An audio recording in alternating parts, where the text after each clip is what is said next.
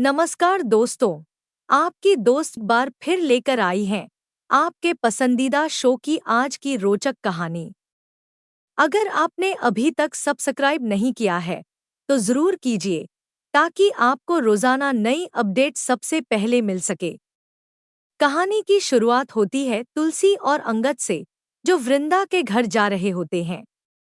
रास्ते में तुलसी अंगद से कहती है, मुझे पता है सुभाष ने वृंदा के साथ जो किया उससे तुम नाराज हो, लेकिन मैं नहीं चाहती कि अब और कोई ड्रामा हो। अंगद शांत स्वर में जवाब देता है, माँ, मुझे बस वृंदा की फिक्र है। वो एक अच्छी लड़की है और उसे किसी बेहतर इंसान की जरूरत है। अंगद आगे कहता है कि वो चाहता है कि वृंदा और सुभाष की शादी रुक जाए, क्योंकि वह रिश्ता सही नहीं है। तुलसी उसकी बात सुनकर चिंतित होती है, मगर कुछ नहीं कहती। उधर रणविजय परी को फोन करता है और अंगद के बारे में पूछता है। परी बताती है कि शायद अंगद ऑफिस गया होगा। इसी बीच सुभाष गुस्से में अंगद से बदला लेने के लिए ऑफिस पहुंचता है। रणविजय उसे रोकने की कोशिश करता है, मगर सुभाष शराब के नशे में कहता है, मेरे रास्ते में मत आ, वरना अंजाम बुरा होगा। रणविजय डर जाता है और सोचता है कि सुभाष कुछ बड़ा नुकसान कर सकता है। ऑफिस में रात को मिहिर और नोना काम कर रहे होते हैं। मिहिर कहता है, अब बहुत काम हो गया, लगता है रिटायरमेंट का वक्त आ गया। नोना मुस्कराकर कहती है, जीनियस लोग कभी रिटायर नहीं होते।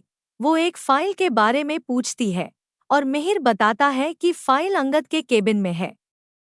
वो खुद जाकर लेने का फैसला करता है। जैसे ही मिहिर अंगद के केबिन में फाइल ढूंढ रहा होता है, तभी सुभाष गुस्से में ऑफिस आता है और अंगद के केबिन में आग लगा देता है।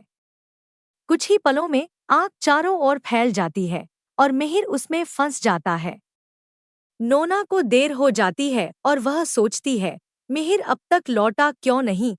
वह भागकर ऑफिस पहुंचती है और देखती है कि मिहिर आग के बीच फंसा है। वह वॉचमैन से मदद मांगती है, लेकिन खुद बिना डरे आग में कूद जाती है।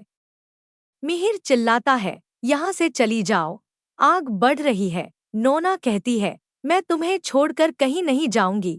मिहिर के पैर पर भारी चीज गिर जाती है और नोना पूरी ताकत से उसे बाहर निकालती है। आखिरकार दोनों आग से बाहर निकल आते हैं। मिहिर कहता है, तुम पागल हो गई हो क्या? जान चली जाती तुम्हारी। नोना जवाब देती है, अगर तुम्हें कुछ हो जाता तो मैं वैसे भी मर जाती। दोनों एक दूसरे के जख्मों पर मरहम लगाते हैं।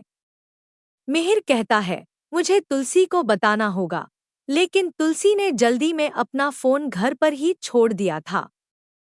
मिहिर सोचता है, जब भी मुझे चोट लगती है तुलसी को पता चल जाता है, आज क्यों नहीं। उधर अंगद और तुलसी वृंदा के घर पहुंचते हैं। तुलसी मालती से कहती है, मैं वृंदा को अपनी बेटी मानती हूँ, इसलिए कहने आई हूँ, सुभाष जैसा लड़का उसके लायक नहीं। मालती बताती है कि उन्होंने पहले ही वृंदा की शादी सुभाष से तोड़ दी है। अंगद वृंदा से कहता है, तुमने बहुत सही किया, तुम जब चाहो फिर से ऑफिस ज्वाइन कर सकती हो। तुलसी अंगद की वृंदा के लिए चिंता देखकर चकित रह जाती है। दूसरी तरफ मिहिर और नोना घर लौटते हैं। नोना उसके घाव पर पट्टी करती है और मिहिर भी उसके हाथ पर मरहम लगाता है। मिहिर कहता है, पहली बार मुझे तुलसी की जरूरत थी और वो मेरे पास नहीं थी।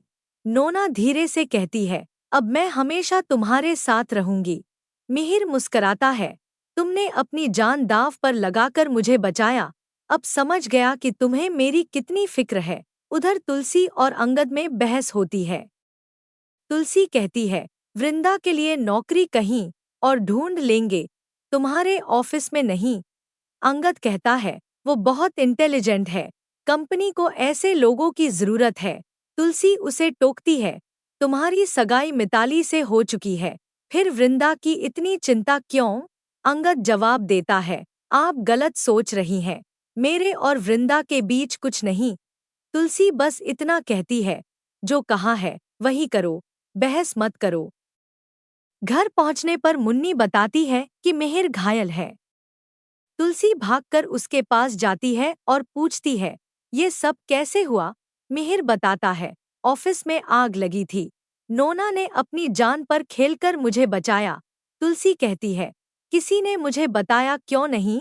मिहिर नाराज होकर कहता है, मैंने फोन किया था, मगर तुमने उठाया नहीं।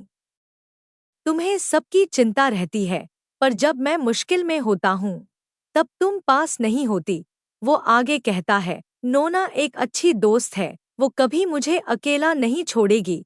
तुलसी चुप हो जाती है और आंखें नम हो जाती हैं।